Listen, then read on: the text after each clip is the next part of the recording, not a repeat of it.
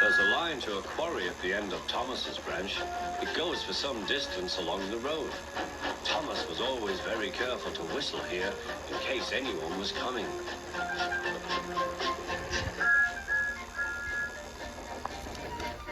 Early one morning, a large policeman was sitting close to the line.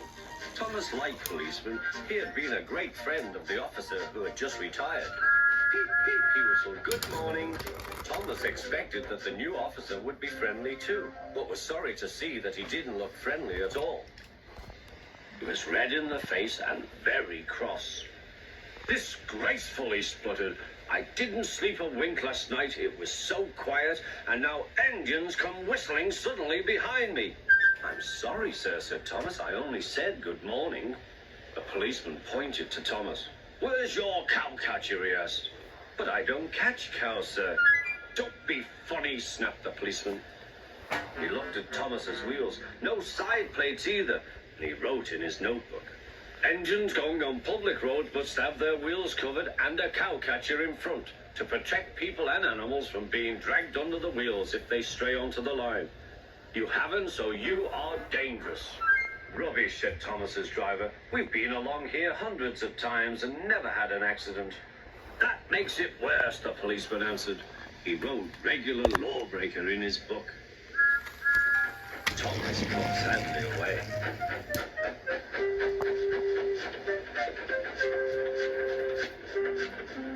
Sir Topham Hatt was having breakfast.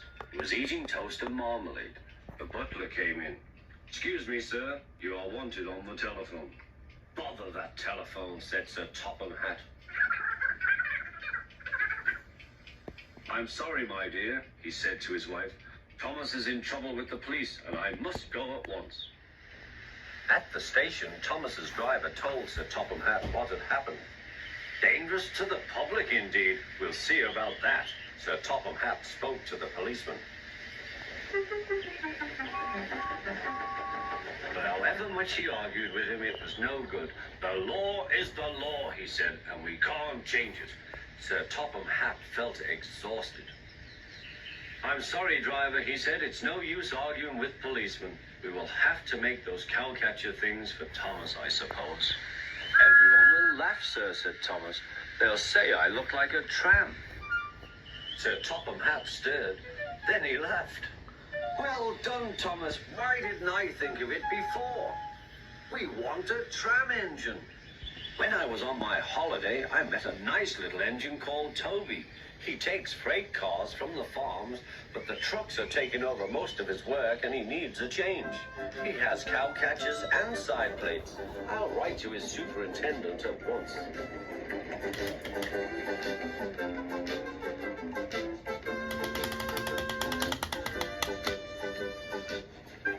A few days later, Toby arrived. "That's a good engine," said Sir Topham Hatt. "I see you brought your coach, Henrietta." "You don't mind, do you, sir?" asked Toby. "The station master wanted to use her as a hen house, and that would never do." "No, indeed," said Sir Topham Hatt. "We couldn't allow that."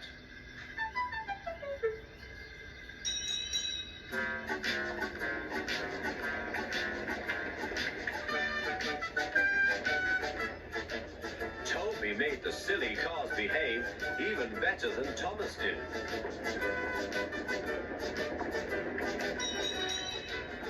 "Oi, you!"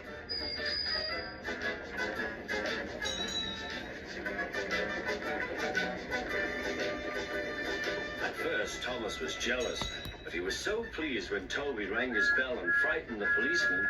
They've been firm friends ever since.